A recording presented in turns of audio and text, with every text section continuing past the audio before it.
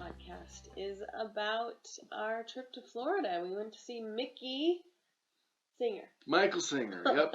In Gainesville, Florida, middle of the woods, Florida. And we thought we'd do episodes specifically on Singer because for me, and I think for Sochi, I'll let her speak for herself, he's been probably the greatest influence on my path. And this experience gained me a new appreciation for Singer in some ways that I would probably have predicted and also not. And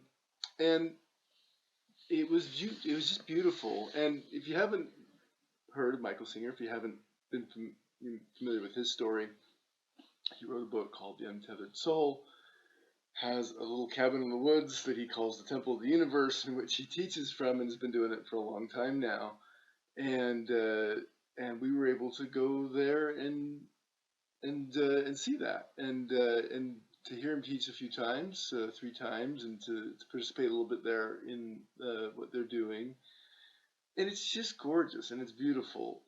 But let's I just want to recap or just think about the Untethered Soul for a minute, and with the intention of what we're going to do, with the intention of moving towards a study of the Untethered Soul in a book group for Conversations with Life, in which we take on a section or two every month for 3 months and really look into this idea. This idea, I guess his main idea, Micheal Singer, is surrender. And if you've read the book, The Surrender Experiment, that's his story. And if you've read the Untethered Soul, that's kind of his work.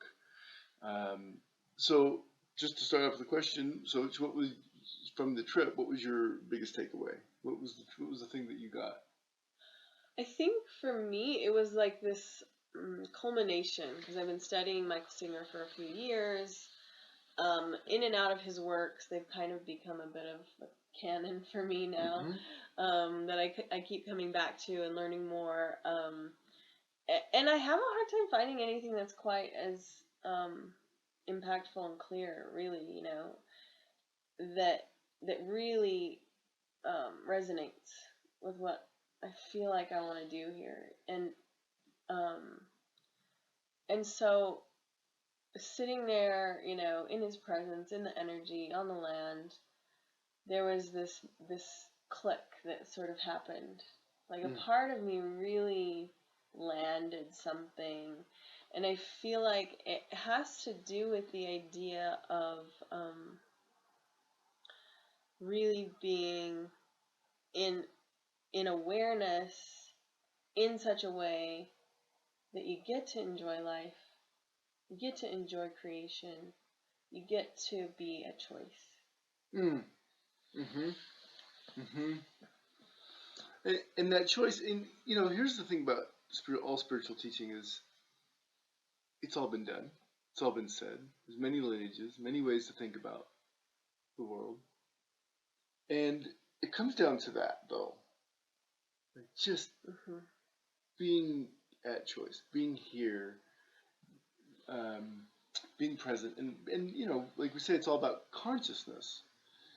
And the path is then how to find the best consciousness. And part of me is like, I'm moving to Gainesville, I'm gonna join you, right? Like, please. We were looking for land, and that's not it. The way that they do things is very kind of bhakti yoga. He's kind of like a bhakti yogi. At least that's where the community runs. It's a lot of mantra and stuff like that. It's beautiful. I love that. Personally, it's not what I want to do all day long, but or in every practice. But there's something about that transmission that Mickey holds of that presence. Yes. That this is the thing that I'm doing. It's being here. It's being conscious of this experience in a way that's at once the most simple teaching in the world. That comes down to this so ridiculously okay. And I keep going back to Micheal Singer and listening to the lectures on the Untethered Soul over again and listening to the book over again because there's something there in the transmission that is unique and interesting. And here's the thing about being in Mickey's presence. And there's something about being in the presence of a person who is teaching, right? In their space, in their place, in the way that they do it. There is transmission. And if you're not familiar with transmission, it's simply that their energy signature is saying something. It could be all the nonverbal cues or whatever, but for me it's energy. He has a way of saying and transmitting energy of what he's saying that to me resonates. Yeah, to me he's vibrating the energy of a possibility. And he's not there to teach you about his practice. You know, yeah, he does. He's a pretty strict practicer of the yoga that he picked up, but it's not about that. And that's one of the things that I think is unique about him, is it's not about pick up a practice to get you somewhere. It's about find a practice that supports you in using life as your spiritual path. And I love that because even a lot of the yogis and stuff, it's like, okay, the goal is to get to this state, so go live in a cave and meditate for the rest of your life, or have this state so that you can be surrounded by followers, or achieve this certain level of ability, right? Like I can summon any smell in the universe. And it's like cool. Those things are all cool. And what I love about Micheal Singer is he's like, there's nothing that you can do that's not spiritual. There's nothing that you can do that you can't use as a spiritual tool. And the life is it. Being alive is it. So how alive are you willing to be? I love that it's not this kind of dogmatic, practice focused, do it like me, I'm really awesome. It's just like, hey guys, life is it. Yeah, that's it. And there's something about him in that space doing that and saying the things he does. Again, the teaching that he gives is not anything particularly special, but particularly on the third night we were there, I felt something move in me. And it was really interesting. And I felt like, so my experience with Singer already was that his experience talking about consciousness and especially energy, because he talks about energy. He doesn't talk about it too much in the actual Untethered Soul, but he talks about it a lot in the lectures. And his experience and how he describes energy, his goofy and giggly way of teaching and explaining it, is really authentic. Like it really, really is coming from somewhere. And here's one of the things that I gained is that he doesn't need you to listen to him. He doesn't need to come up with a gimmick. He doesn't need to come up with a practice. He doesn't even come up with that new of teachings. It's just that it's the same stuff. It's just that he's expressing it in this energy that's really beautiful. If you see him there, you can see him kind of channeling. Like he starts and he's like in it, and he's like catching a wave of it, like a piece of it. I could feel it, I could feel this like him just kind of zeroing in and what kind of piece am I going to approach it today? Yeah, and it's a bit of a communion with the field there, and I think one of the things that felt particularly moving about that last night is that we were like, he knows we're here. It felt, yeah, it does. It felt like this is for us, and I can take that to whatever grandiose extreme I want to, but I think that's real, and as a person who's a teacher, I feel that sometimes, I can feel the field, I can feel who's there, and the energy directing my teachings in such a way that it can touch people. And I felt that communion with him, and it was really, really beautiful. Yeah, so it's fascinating. There's an energy experience that he talks about that I think that I want to understand and help people understand it, and not to to hijack his work. Not to, but there's something about him that expresses, I think, because he is of just he was born in American culture. You know, he read a book on Zen and started thinking about it, and somehow he caught this thing about, you know, teaching about the personal mind and just the way that he talks about it and the avenue that he found it from, and then just started talking about it and teaching it in all sorts of different ways, but especially there at the temple. And there's something about that.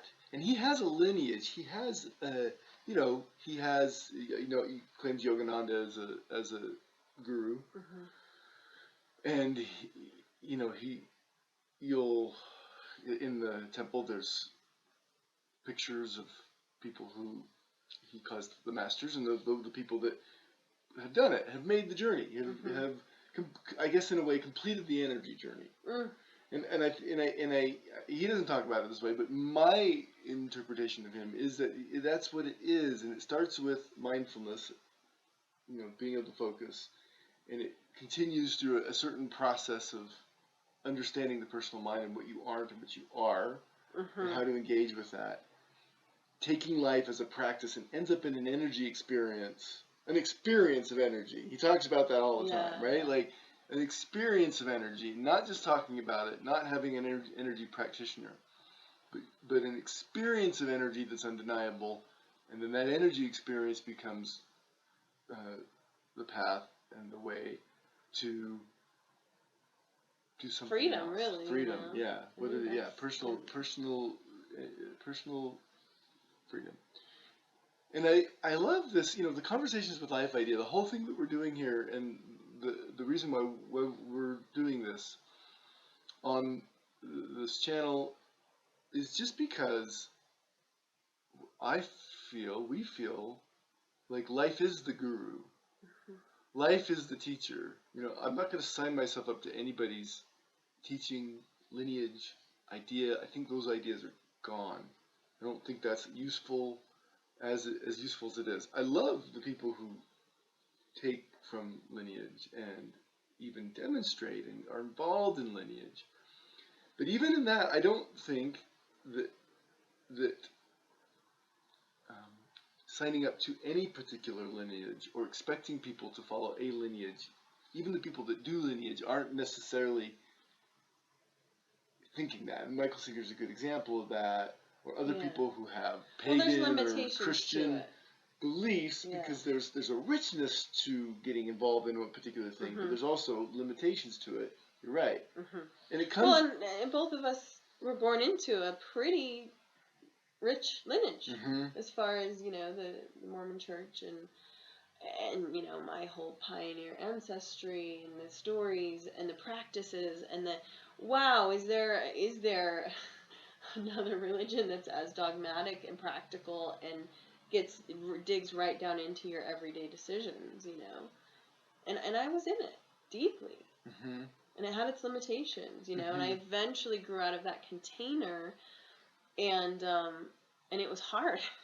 It was hard to grow out of that container, and I think that for me, that's why I have a bit of aversion to any kind of dogmatic container or guru, because I want to play all over. I want to see what is delightful and playful and what I can work with, and I'll go into stuff a little for a time, and then I'll try something else, I'm much more free-flowing about that, and I feel like because of that, my life is richer.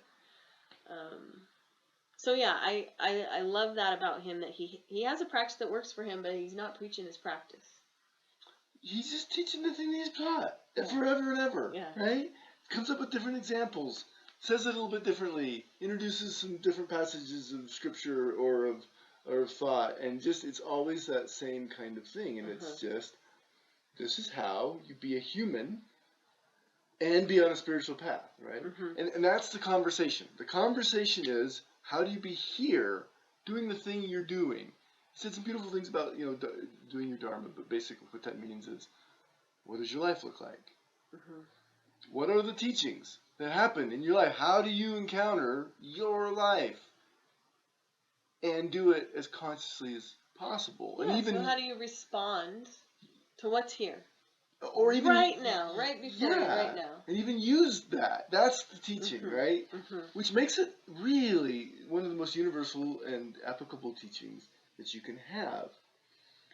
And I can't stress this enough. There's something about life, and my take, my little TM brand, whatever, is authentic spirituality. Your life is it. Like, I think that's why Mickey resounds to me, and that I got that from him is authenticity. Trying to be authentic is a ridiculous thing to do. You know, in a way, putting on and trying to be conscious is kind of a ridiculous thing to do, right? There's something that happens, and and nobody can do it for you. Nobody, no practice, no teaching, nothing. And the good ones, I don't know, whatever, know that. But there's something in his knowing of that. And he's like, okay, I'm just going to sit here and send the signal until people catch it. Yeah, you can catch the energy. You can catch You it. can catch the energy. And that, that thing that happens in a person that is consciousness, awakening, I hate the term enlightenment, but that is whatever the spiritual path is doing. What I feel it's been doing with me isn't teachable. It isn't demonstratable. It isn't practicable, right? Like, and to come back to our first episode, we talked a little about like there's no practice. The spiritual path is fraught with people who are doing a practice or a thing, whether it be breath work or whether it be meditation, mindfulness. Is fine. It's a great skill.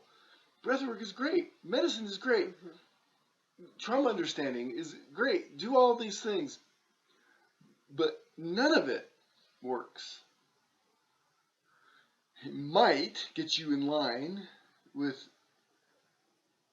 something that you can choose and intend, but not do.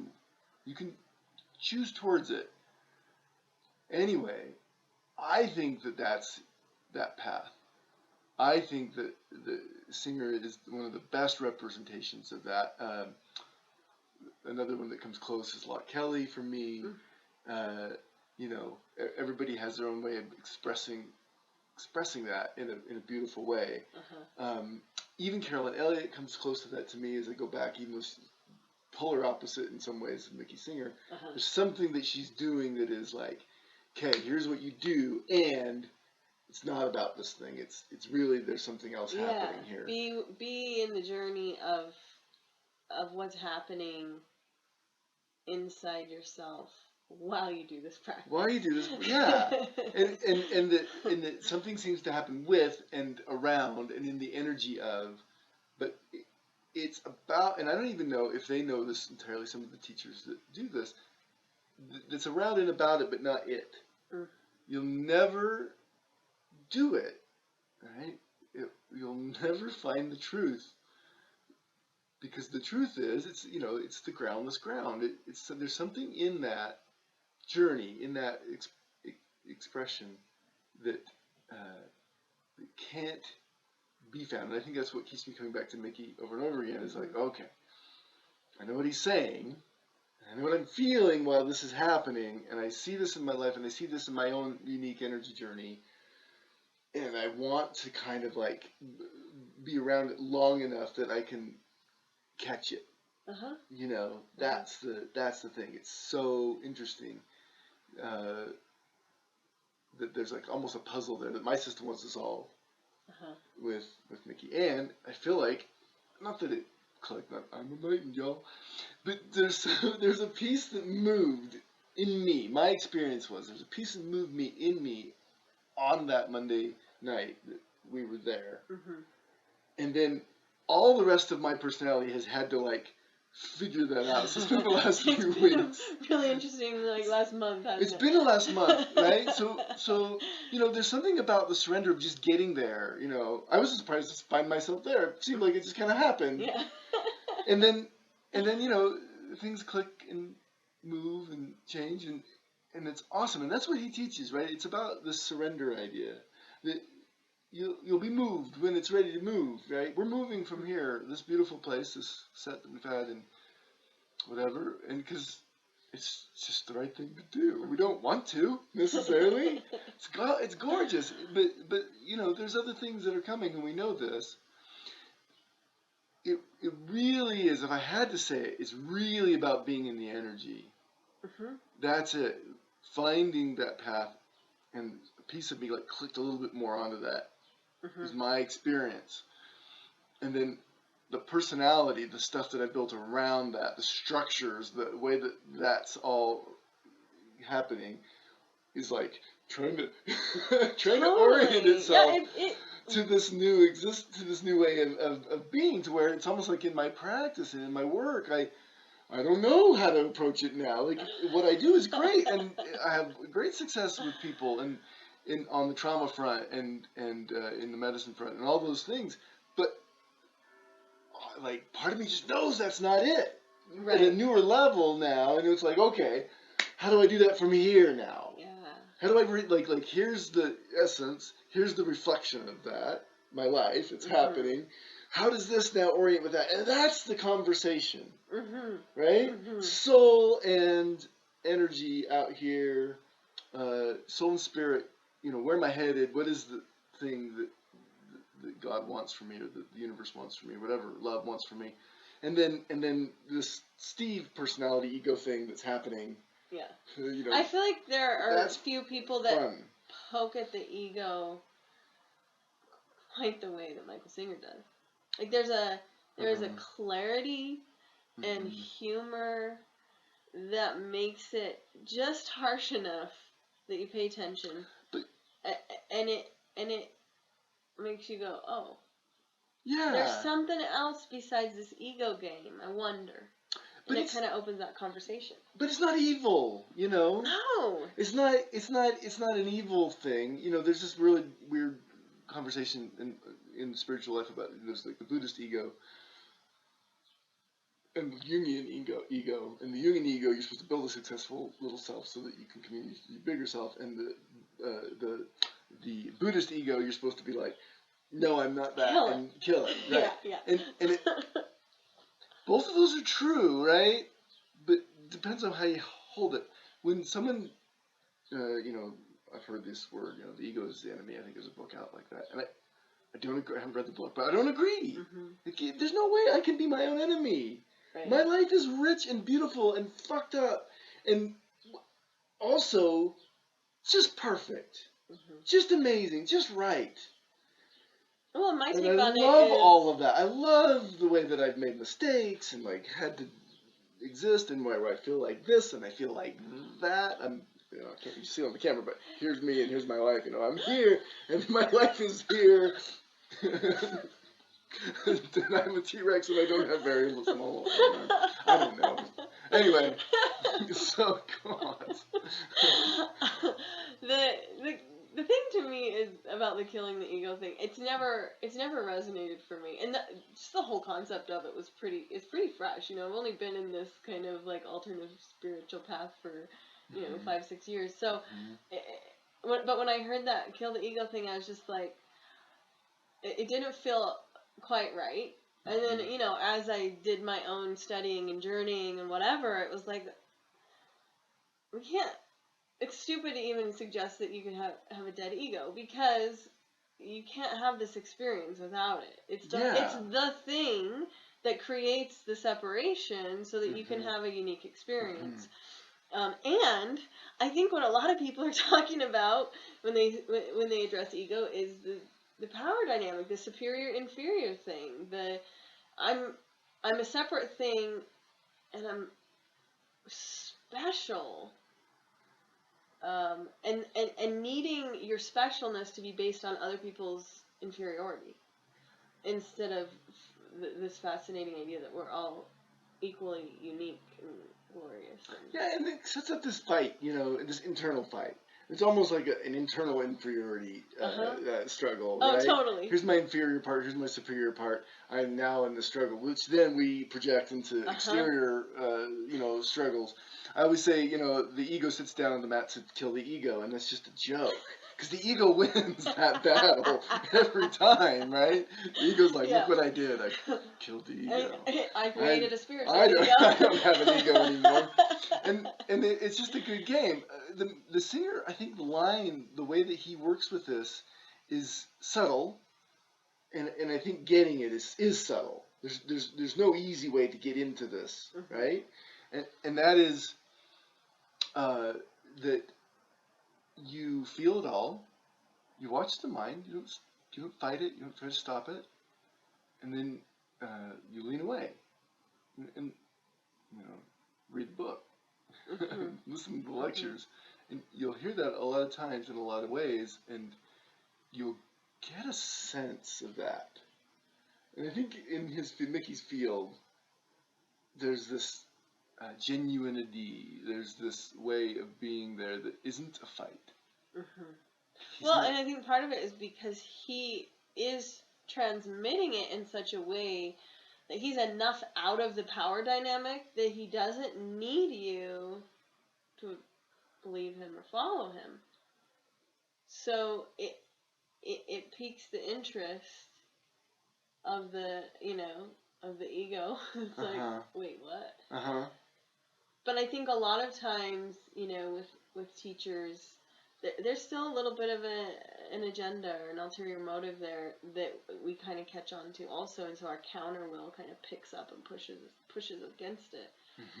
And I think one of the beautiful things about Micheal Singer's teaching and his way, and just even his life story, the surrender experiment, is so weird and fascinating and beautiful. Like how he ended up on that land with that temple, and it's like, hey, I'm just a thing here that's happening, and I have this transmission.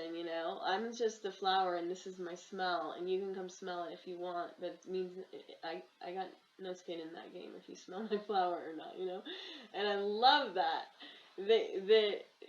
there's something so alluring that you want to keep going back to that flower and be like, okay, what is this? What is he doing here? How is he doing this? I remember one of the first spiritual teachings I encountered was Eckhart Tolle's, what's that one? The Power of Now? Is that the book? And I really loved it, and I also hated it. And I remember him talking about, holding like a duck up as this great example of consciousness, and I was like, but I'm not a duck. And I actually like having human experiences and feelings, and how can I be with this in a way that is more conscious and free? And I feel like Micheal Singer kind of like answered that for me. Where it's like, yes, be a human. Yes, use this. Do this he thing. says that again. Don't try to get out of the human experience. He's like, do whatever you want to do. It doesn't matter, right? It just matters how you're holding it, how you're with it. And we've seen this happen. In this conversation, in the energy flow, we've seen things that we thought would be the thing. And they're not. Including this podcast. We've seen practices and energies and people and, flow in and out and around our field, you know. Yeah. And we came to this place. This is the Barbara Worth Apartments in Salt Lake City, Utah. We came to this place thinking, I don't know, like this seemed like going to be our it just seemed like a good idea. Yeah, it was going to be like this. Going to build around it, and And you're never doing what you think you're doing, And it's just at some point, I think the idea is just you just realize that, and you just go with what's there, and it happens, and it's beautiful, and because in that energy, the most beautiful things happen, and you can see that in the on the Singer compound. It sounds like like the feds are about to lay siege. Yeah. Which they did once. Yeah, they did actually. Yeah, you can see that there's this thing that's happening there, or that's happened there for a long time, and I don't know what their personal dramas are. I'm sure there's personal dramas. I'm sure there's stuff going on. I don't need to know that. I need to feel what's happening in that energy. Someone's like, doesn't Singer do that? And I'm like, I don't care. Like, none of that is relevant. And I think that this apartment's a beautiful example of that kind of carrot on a string idea that the universe does with us over and over again. We receive, kind of a burst of energy, and our mind translates it into the best it can do based on our past experience and our imagination and our desires. And so, I land in Salt Lake City, and of course my mind's going to do its thing, and it's like, okay, community, build this, take over the building, that was kind of one of our things that we were like, let's take over the building, create a healing center. And then, we get the lease renewal, and it's just like, the energy's closing, like there's something else.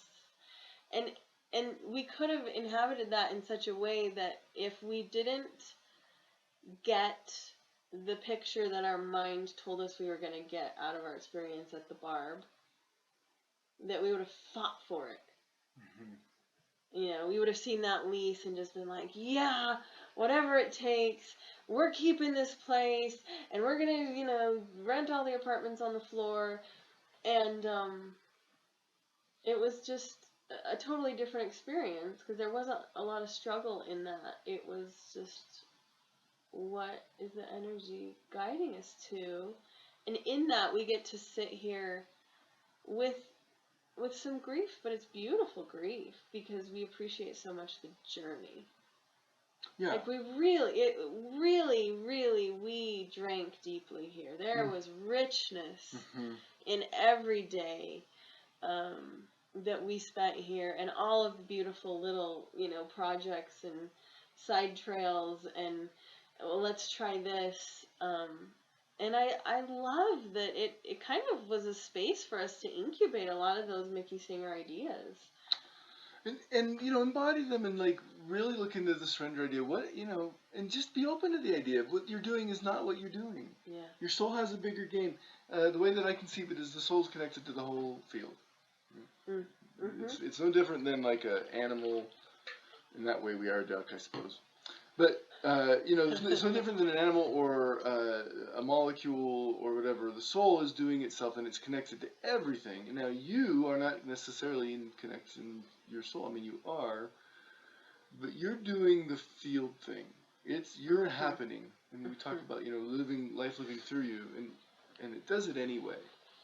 And the question of the spiritual life, really, then is like, how much do you want to just be going along with that without fear and resistance? Yeah. Or taking responsibility for the things. Oh, look what I did! I became this rich person, or this famous person, or whatever. And in a way, we can celebrate that, and we can say, well, this is our will. But what is that? Yeah. How much of that is just you happening along with things, and then the brain's like, look what's happening. I'm going to take responsibility for that. Look what I did. Like a parent watching their child play sports, like, look what I did. That's mine. It's my boy. And we take. And Mickey says that all the time. We take this fun thing where wear a shirt, and someone says nice shirt, and we're like, oh look. We take I'm credit pretty awesome after the for fact, having this shirt. Like almost as a way to like be like, but really we can control. Yeah, really we can. Look, I controlled something and I made this thing happen, and it's funny to like really largely let that go and just be like, I can celebrate what's happening here. Yeah. It's like making it happen but not making it happen. Try but don't try. But try, as they say on the show Undone. If you haven't watched that show, watch it.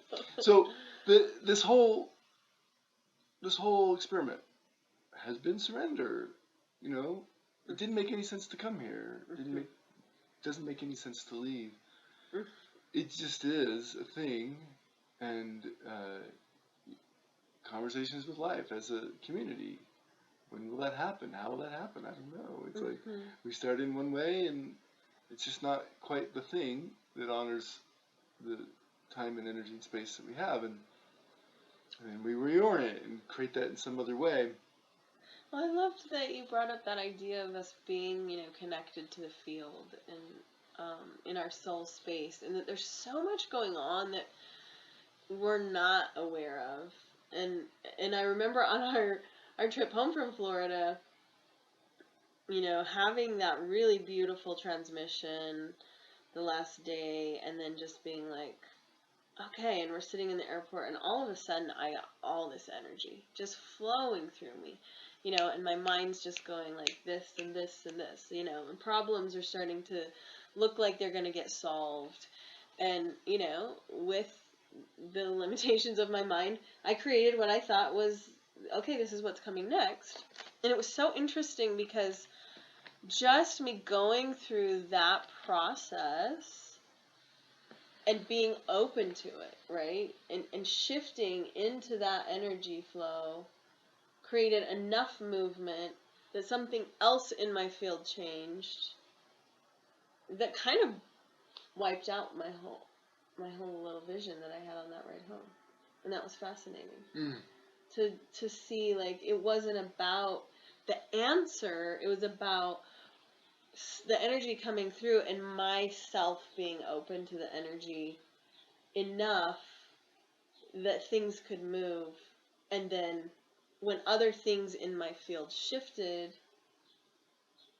there's like a whole new field of possibility open that at the time wasn't even there. Which is, when you think about like a cell or a molecule in a body and how it works and coming and going in different fields and different activations and epigenetics and all that, different energies coming and going and flowing, and the cell is like, I don't know, maybe the cell's like, I'm doing this, okay, but it's there's so much about that that's so complex and so much in us, and we just listened to the one. You can go to the Temple of the Universe website, and you can listen to what he says. They publish his teachings just there. Yeah, he teaches twice a week, and they record it. Three times a week. Yeah. I don't know if they do the Sunday ones. I think they do. But and it's they're really fun. They're not going to say anything new, but they're going to be an interesting transmission. But we listened to the one for that Monday night, and one of the things I got listening to it again was, he talks about this grand scheme, how small we are, very, very, very small. We're, in just one of billions of people, one Earth in this vast, vast place where there's, 300 billion stars. 300 billion suns, and how many universes, and how many, Yeah. we're just this little tiny thing, yet we're God at the same time. We're the universe at the same time. And that's really interesting. I kind of got this, like, little vision of me being like the Earth is like almost an organ or like a part of this, or maybe like a molecule and we're little enzymes. Yeah, enzymes or something. And we're just doing the thing and receiving the chemical signals and doing the thing that is helpful to do for the whole, and then that's an interesting game. In the book Why Buddhism is True, which I really like that book, but you talk about a study they did where they have this method, or working with brain separated people, where they could show an image to the right brain, and the left brain isn't getting the image, right? So it's a wordless expression of an impulse. So they flash the picture of going to the bathroom to the right brain. And consciously, the person isn't holding that idea at all. The right brain is not communicating to the left brain. And then the person gets up. And then they say, what are you doing? And they make something up on the spot. Oh, I was going to go to soda. And seamlessly, right?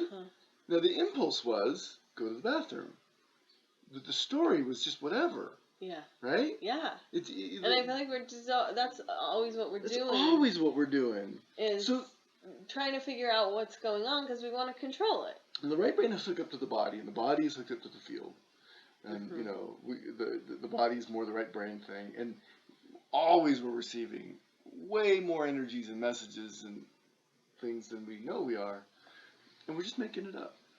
So it's kind of like what it is. It's almost like Nikki's playing with that. It's like, haha, look what we're doing. Look what we think we are. Look what we think we're doing. And in a way, it's like if you do this, you'll become whatever you're going to become. And for him, it's a software billionaire. Who saw that coming, right? This is a guy who's going to. He was going to be a doctor in, I think, economics or something.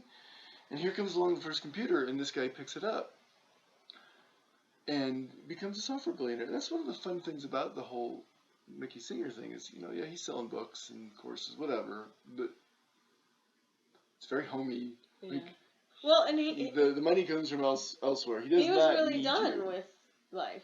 He's like, I'm gonna buy land and go meditate in the woods. He wanted to just do the whole guy in the cabin in the woods by himself thing, and this whole thing built up around him in this really hilarious way. And it a similar thing. If he had an idea of what, once he kind of got a handle on the whole, like, I can meditate and achieve this, other state of fullness and love. Well, I don't need anything else. I'm just gonna go hang out in the woods and meditate on fullness and love. And the universe is like, okay. Also, here's a bunch of other stuff. And it kind of brought everybody to him. We so many times in our spiritual life, we want community, and we understand that needs to happen.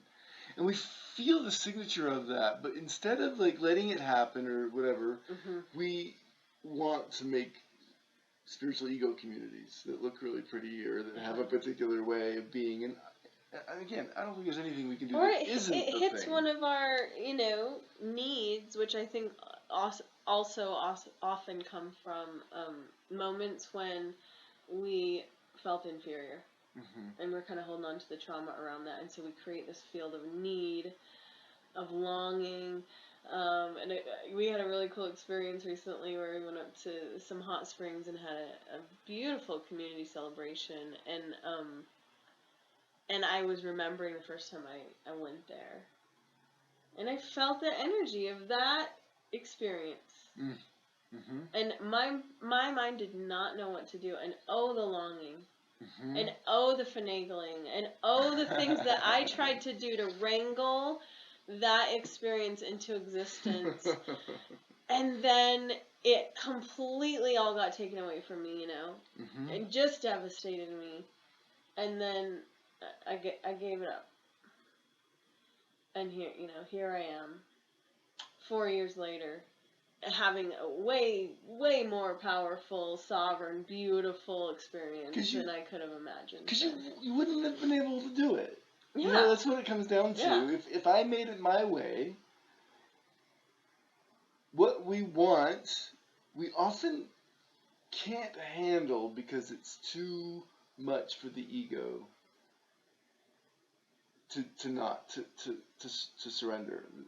If we can say we did it, then we trap ourselves in this place of not being able to really access what's really there. And so it's really fascinating. And all that's fine, and all that's good. I don't know about free will. I don't know about whatever.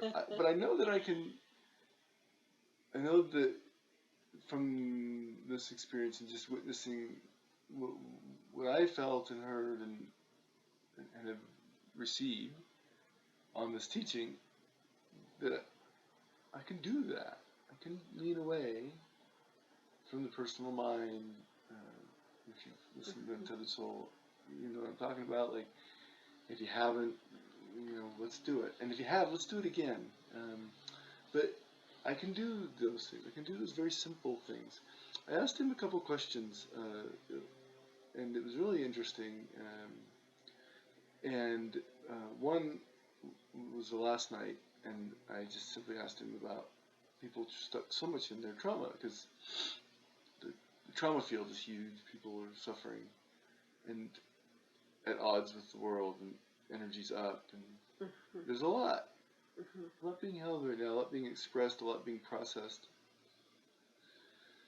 And, he gave kind of the answer that I thought he'd give.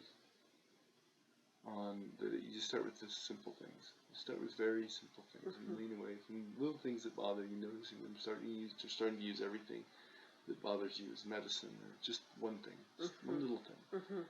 Yeah, it reminded me that, I think it was even before the Micheal Singer stuff, I started with, it might have been the Eckhart Tolle where it was like the non-reactivity thing, where I wanted to see what it was like to not react to something that I was used to reacting to unconsciously, and it was flies. Or watch yourself react. So I started letting flies land on me, and just noticing, just noticing what's it like to just let a fly land on you and not instantly, swipe it away. I think it's one way to go, because you like building that capacity and noticing the sensations, and it wasn't connected to anything traumatic, so it wasn't like this hard thing that kind of re-triggered or re-traumatized or looped me back into anything. And so, that was a pretty simple and beautiful practice that opened me to some great stuff. Yeah, it's kind of like a be with what's there. Another thing you can do is you can watch yourself react and not judge yourself.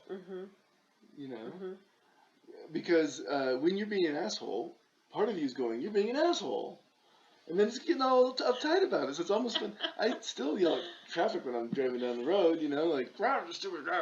What's the matter with you?" And then part of me is just watching this, going,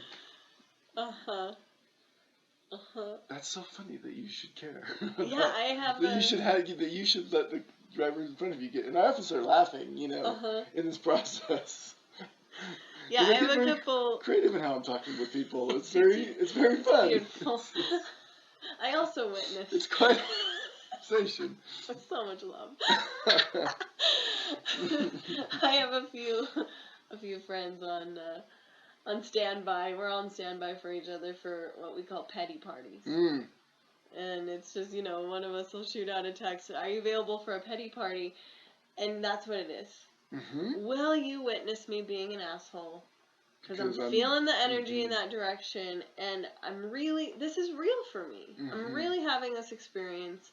I'm really upset about something that happened, and there's a part of me that knows that it's kind of stupid bullshit, but I just really want to move the energy. Are you available to witness it? And oh my God, the freedom that I have had from that, because now I don't have to deal with the other layer of all the judgment that I have about the fact that I'm petty. Yeah, there's reactions in there that are built in. And some of that will let you go when you do that, And that's the thing. It's not anything you do. It's a way of being with it, and then the things happen. So, Micheal Singer goes to the woods to meditate in a cabin, and he draws to him this beautiful yogic community, right? This experience of this thing. We come here to downtown Salt Lake because this is what we feel like was honoring it, worked out in a number of ways. And you're just as likely to go as come, right? You're just as likely to call in as to call out. You're just as likely to, leave as to stay. And that includes people and relationships. Like real surrender creates a field of being that will invite out of your life what needs to be invited out, and it will invite in your life what needs to be invited in. And you get the sense of it, and it's gorgeous. It's gorgeous to feel what and how and why, And it's interesting, there are situations in my life where people would say, "Well, this is the obvious thing to do, right?" And no, it's not. Well, one of the great things about Mickey is he's like, it doesn't matter what you do. It just matters how you are with what you do. And, how bothered are you going to be about this? There's really been some crazy things coming back in my life that I'm just so surprised about. And it's just different things that I can see and do and feel. And there are days and moments that are so rich, right? Mm-hmm. So much full of life that it takes you almost out of it a bit. It's almost so great Uh-huh. that you're almost like, whoa, I can't believe this is, and then you start to see that, right? Yeah. And that's another type of bother that the mind is trying to create stories around. Mm-hmm. And Yeah, and there is you can feel the impulse to cling uh-huh. when you experience something that's that up and it's that rich and that when you're overwhelmed with openness and gratitude, you can feel the impulse, that ego impulse to cling to it. And one of my, I think greatest gifts about relationship with you and being in this place is to experience the constant grief of letting that go. Mm. In its beautiful grief. Mm-hmm. It's yes, I will let my heart break over this because it is not worth holding on to. Mm-hmm. Because I know as soon as I start holding on to it, then I start denaturing my life. It becomes something it can't be. It's a funny thing we do in life is we kill the things that we love, right? By holding on. We kill them. We kill a moment by needing it to be again, or trying to recreate it. Or needing it to never be again because it was, on the other side. There's a healthy grief, and grief is beautiful. It's one of the most beautiful and I think least celebrated energies. But also there's an unhealthy place to get there where the grief then becomes the identity. Right. In the thing. So surrender and this way of being is a beautiful teaching. It's a beautiful practice. We want to guide this 3-month experience with the Untethered Soul to kind of bring that, whatever we learn. It's not that we're special to Florida. You can go to Florida and listen to Mickey. It's just that this teaching has been a guide for years now, and just another level of this, and felt called to go there, felt just taken there almost. And now it's this game of how do we live that? What's that? And so and I think each of us has our own, personal and unique transmission of walking the ways on that path, and it's beautiful. And I want to share it. I want to be in conversation with people about it, and then how does it work in their lives? And I love it when people are like, I hate Micheal Singer.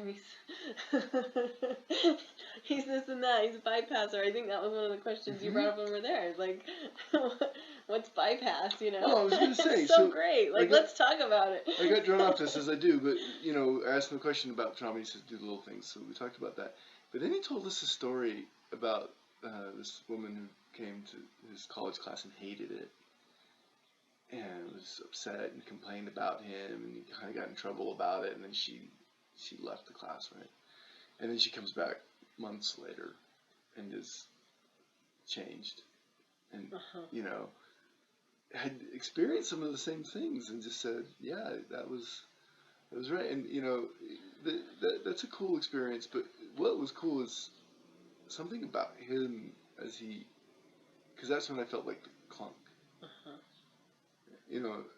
And there's something about the way that was for him. He got emotional about it, and really felt, I could feel the depth of kind of this experience for him. It was almost like that story was a symbolic story, because that's it. You're sitting there and you're taking the curriculum, you don't think you like it. Life is not okay. And then it works on you. Think about teaching or practice or a lot of things. It always works. It just doesn't always work in the direction you think it's going. Sometimes, it takes a back door and you're surprised when it kicks you in the ass on the other side. And that's the beauty of surrender. That's the beauty of it. There is there's a peace to it, this inner peace where it's like you get to choose more what you're going to be bothered about, and if you're bothered, you can just really enjoy it. And you get to enjoy all the other things because you're not lost in your mind all the time. Yeah, and it's fun to feel the stories, and it's interesting. One of the interesting things about community is all the different people doing their path and having different experiences, and coming and going and seeing things differently and the same, and all those things are really great. I think one of the cool things about kind of trying to emulate that is that I feel that I don't need anybody to join or sign up. I love it when people come here. Yeah. I say that always. Really. I love that people come here, and I love that we've had so many meaningful moments and just precious times. I look forward to creating more in whatever container pops up and how it pops up. We're changing conscious connections. I'm certainly in the midst of flux in my business and whatever that is, and how that all plays out. Yeah, what's the next iteration? It's so much less about what it looks like as it is about how am I in this space of not knowing. Yeah. How am I? Am I okay? Am I okay not knowing? Am I okay in wonderment? And when I'm not okay, am I okay with not being okay? Yeah. That damn real life line at the end, teach them, they're going to be surprised. You're going to be surprised. And that takes me back to my very favorite Alan Watts thing, where he talks about the dream. If you could dream anything every night, you could choose what you dream. In 75 years, you get to dream a whole lifetime, and you could make anything happen. You would do that for so long, and then you would start to say, well, I want to have a little bit of risk. Be surprised. Yeah. And then eventually it's like, let's have a surprise, and the mic drop is. And, eventually you'd play out a little more risk, and you would end up exactly where you are now. Right now. And so it's just like, yes, I'm here for the haunted house. Please surprise me. That is my conversation with life. It's like, thank you for the surprises. I like it. Thank you for the surprises. And you will be surprised, I hope, if you're watching this, if you're one of our, I don't know, I think we have 30 followers now on our YouTube channel. If you're one of the people that's come here regularly for events or community, or if you're somebody that's just seen a few things that we've done, I honor you. Thank you for any of your focus and attention. I hope it's been valuable. And I guarantee you will be surprised.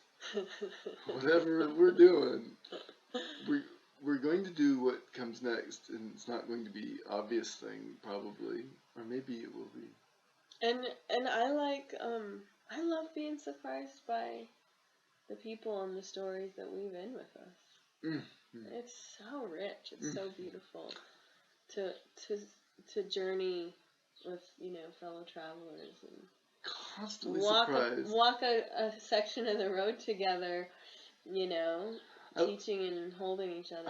So beautiful. I love it when I see someone's choice or their thing and I go, I don't get that at all. I don't understand why you would do that or say that or be that. But also, God, honoring it and feeling it as that person's part in the game and the way they're playing it and like loving it. Mm-hmm. Yeah, I had, a close family member so frustrated, like, what are you doing in Salt Lake? Mm-hmm. And I didn't even answer. Because, partially I knew I was attuning their expression of, frustration and confusion at watching me in this weird life. But also I was just like, I don't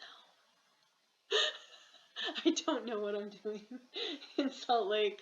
I just know that this is where the energy brought me, and God, it's been rich, you know. And we don't know. And that's beautiful. And you don't know. If you think you know, you're probably not knowing. Or enjoy it while it lasts. Or enjoy the knowing until the universe kicks you in the ass and you don't know anymore. Way leads on to way. And it just doesn't matter. And it matters. You know, it's interesting. Yeah, it's almost like it has more meaning the less seriously you take it. It's really interesting how life has shown me that over and over. Like, the less seriously and personally I take it, the more I get to enjoy the absolute unique richness of every moment. I'm not trying to make them into some idea or something that I think is going to make me feel okay. I just get to be with what's here. It's gorgeous. Something to maybe end with, or just to think about. Surrender is an interesting thing because it's seen as kind of a negative thing, or held in some way. People like say giving that up or giving in or whatever. And our friend Summer that was there asked about boundaries, and if you could have boundaries, and he said something about being a businessman and letting information make the decisions. It's fascinating, and how you surrender first, and then the boundaries become obvious. And that's something that we've taught. At some point we'll do our boundaries course again, and that's the crux of it, is that boundaries are natural energy lines, not things that you build and construct. They're a surrender in a way, right? But what surrender isn't is boundarylessness, right? In fact, somebody who surrendered, somebody had their phone out, and he's like, put that away. It wasn't mean, but it was very direct. Very clear, yeah. Very clear. That it was probably would have made me go cry in the corner, yeah, honestly, like right. a few years ago, and I've tried, that, and had somebody be like, put that away.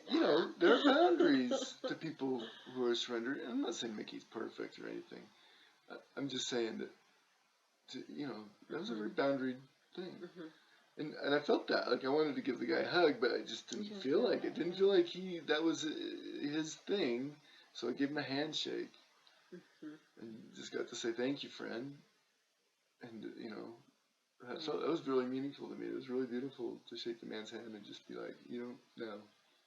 Maybe he does, but you don't know how much this teaching has meant to me and how beautiful it's been. Without making a big story of it, without making Mickey the guru or whatever, but it was really beautiful. But surrender is not boundarylessness. Surrender is not aimless wandering. It's not having desires. It's not debauchery. It's not debauchery. It's not surrendering to. It's not surrendering to the lower self, or denying the lower self either. Right? It's what a lower. It's all energies. It's all part of us. None of that is surrender. Surrender isn't taking about poverty. Mickey's a billionaire. Surrender isn't any about those things. It's about something that you can't say. But when you have it, what I received in this transmission, then everything else is different. It's possible in just a different way. Then you can imagine. Energies will work around you in a way when you take on and get on that side of the soul, that side of it. Yeah, it's more like when you stop trying to control things that are not controlled. Yeah. And it's this funny game we play with life, and we pretend we're not it. We play with the universe or God, and we pretend we're not it, and we meet in conversation, kind of like the aspecting exercise where you put a pillow in front of you and you talk to a former self or part of somebody, and you have that kind of conversation, it, that's life. The thing about life, though, is it's always right. It's always right, and your conversation with it is from your side, just understanding that over and over again, and how it's right and the way it's right. And that doesn't mean that we're wrong necessarily. Um, it just means that that conversation is essential. Uh, and this conversation, I don't know if it's essential or not, but we're trying to get at the essentials of it and get down to the stuff and get through the bullshit into this place of real, honest, spiritual growth. And I think that's Mickey exemplifies that in a way that is just amazing. Beautiful. Just beautiful. Really lovely. And so, honor to that man, Mm-hmm. and Micheal Singer, honor to that, and honor to that experience, and honor to this experience. Yeah. And being here and doing these episodes. And if you're interested, even if you've read it before, especially if you've read it before, join us. Join us for a conversation on the works of Micheal Singer, particularly the Untethered Soul. I'm really excited to revisit it. I've listened to the lectures and some of his other stuff since then, and it's been a while since I read that particular work, and I'm super excited to sit in communion and conversation with other people and see how it lights up their lives, how it works in them. What do they feel resistance to? What do they, what feels like things they're already doing? And I want to know and see if there's something about a group field where we are offering our transmissions to each other with consciousness that's so rich and beautiful. So please join us, and we'll be getting that ready to go probably middle of May, and we'll start that and do it for the summer. And I think that's look out for that announcement. I see us doing 3 months, meeting every month, constant conversation on a text or whatever people want to do that. Sometimes those things are really great and they're rich. Sometimes people don't do them at all, and I want to make it available. And we'll have the Untethered Soul itself, and then we'll have the supplementary stuff. People can read Cinder Experiment, or they can read the lectures or listen to the lectures, or whatever. There's several other programs. Living from a Place of Surrender is really amazing. All these things are extra things that you can do, and then we'll have a couple hour conversation 3 times, and maybe even some, I don't know, practice. Even though he's not about practice, there's some beautiful practice that he suggests a few places and that might be valuable to people. Contemplations. I don't know. We'll see how it feels. I think it'll be really fun to take on that work in this way. Well, Conversations with Life, episode 8, I think. Yeah, I think so. Episode 8. We lost track because we went into a Mickey hole. We went into the Mickey hole. We got Mickey'd. We got Mickey'd. We've been saying, let's Mickey that shit. Yeah. That's the new expression. Whenever you get triggered. Just Mickey that shit. And that's probably just a blatant abuse of all of his teaching, but we like it. And I think it's perfect. That's perfect. Totally perfect. So, this might be the last or the one of 8 of 2,000 episodes here. I don't know. We'll go where it goes, and the conversation continues to be interesting and rich and beautiful, and life is interesting and rich and beautiful. If you've been here, thank you again for joining us and bringing some of your focus this way. It's honoring. And if we can serve you in any way, let us know as well. We're here. We're trying to help people with the trauma, working with people in with somatic healing, and offering, look for the new iteration of Conscious Connections wherever that shows up. Probably as a class Yeah, and I do and think a big part of events. what, the energy kind of has been guiding us through and into is this kind of community slash family field for people that haven't experienced that or have had to leave that because of, faith transition or other, traumatic experiences. We want to offer that. So give us feedback. Let us know what that would look like for you and be a part of that creation with us if that resonates. Yep. Okay, thank you, beautiful humans, and I think that's a wrap.